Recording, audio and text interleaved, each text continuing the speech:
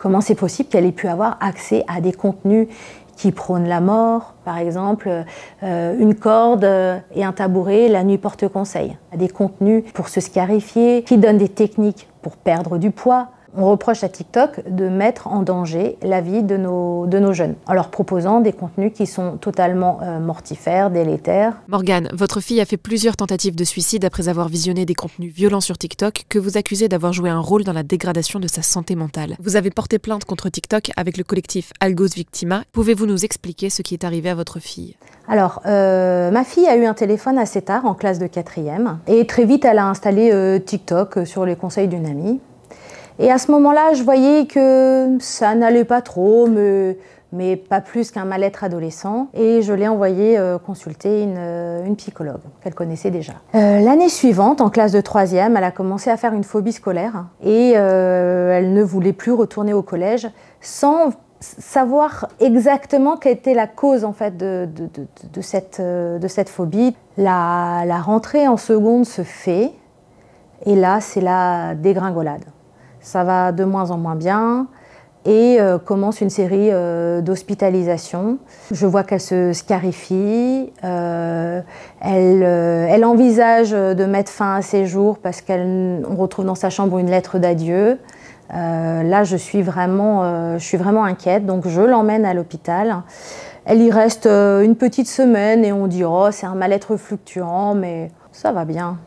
Vous êtes surprotectrice, lâchez-la un peu. » Bon.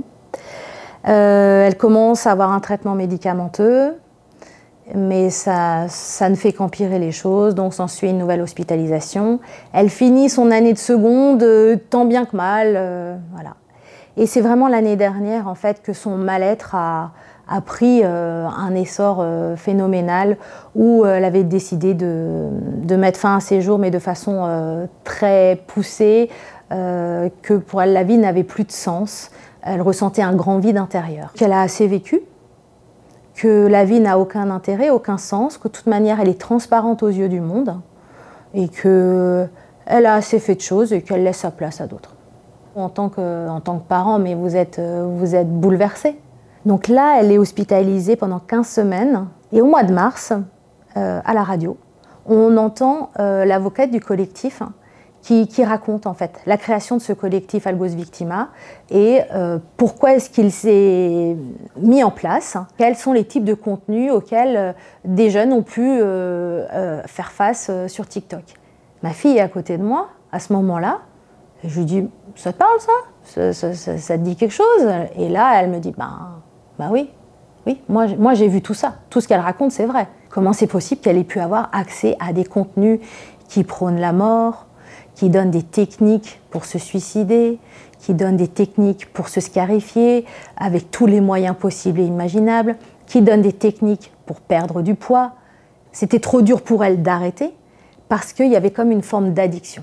Et qu'elle trouvait un endroit où finalement elle retrouvait des gens qui étaient semblables à elle, qui lui ressemblaient. Et quand on va mal, parfois on se complaît aussi dans cette forme de douleur, de souffrance. Comme elle chante, qu'elle adore le crochet, moi j'imaginais qu'elle allait plutôt voir ce type de contenu, qu'elle communiquait avec ses amis, parce qu'il faut savoir que de nos jours, ils n'utilisent pas les SMS ni le téléphone, hein. Ils communiquent via les plateformes de chat des réseaux. Au début, elle m'a expliqué que c'était des chansons tristes, parce qu'elle avait un certain mal-être et que ça lui faisait du bien d'entendre des chansons tristes. Puis ces chansons tristes ont été reprises par des gens qui n'allaient pas bien, qui ont publié de plus en plus de contenu de gens qui ne vont pas bien. Et de fil en aiguille, elle est tombée sur ces vidéos horribles qui peuvent être, par exemple, une corde et un tabouret, la nuit porte conseil. Sous-entendu, on verra bien demain ce qui s'est passé. Et elle m'expliquait qu'elle était submergée, en fait, ça l'a submergée ces contenus, mais elle ne les a pas cherchés directement. Elle réalise à ce moment-là que quand elle likait des contenus de gens qui allaient mal, elle envoyait ses likes pour dire « ça va aller, je te soutiens, courage ». Mais la personne en face, elle peut recevoir ce like comme dire « ah oui, j'ai raison d'aller mal, j'ai raison de vouloir en finir, tout le monde me soutient là-dedans ». Et voilà, et là, elle réalise aussi que justement, quand elle like, L'algorithme se dit « elle adore ce genre de contenu, alors on va encore lui en donner plein ».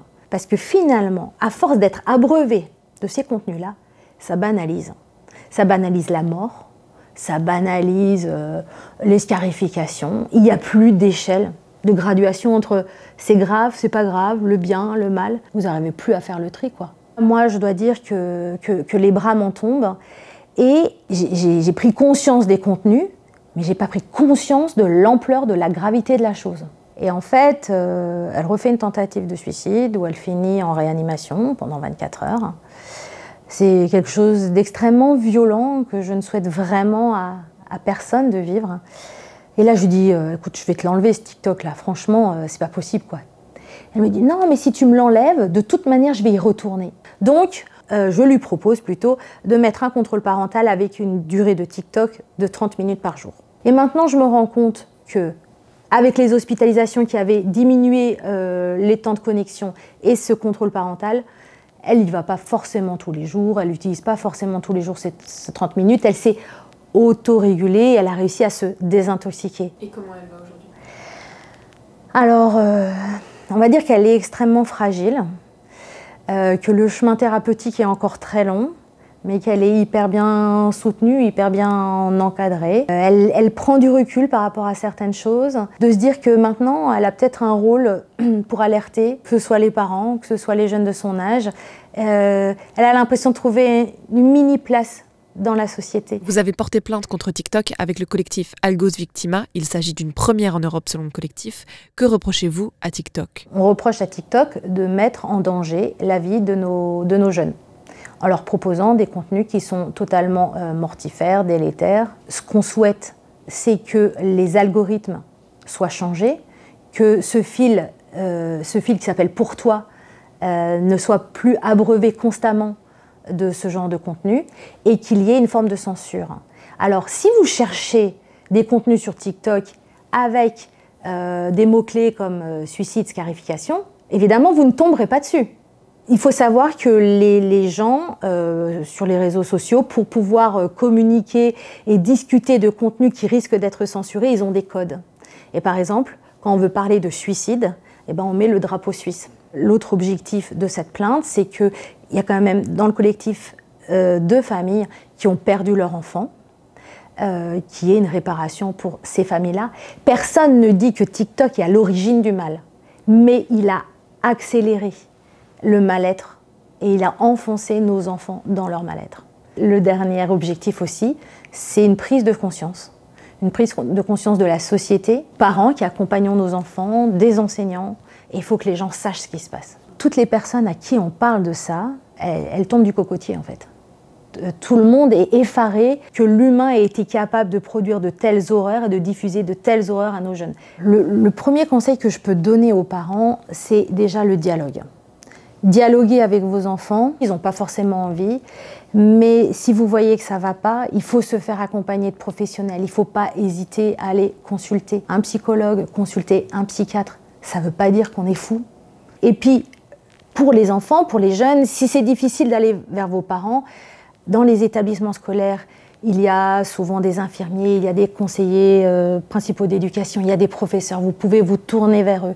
Il y a aussi des maisons des ados, il y a des endroits où on peut appeler à l'aide. Et aussi, il y a une ligne de prévention info-suicide si vraiment c'est nécessaire.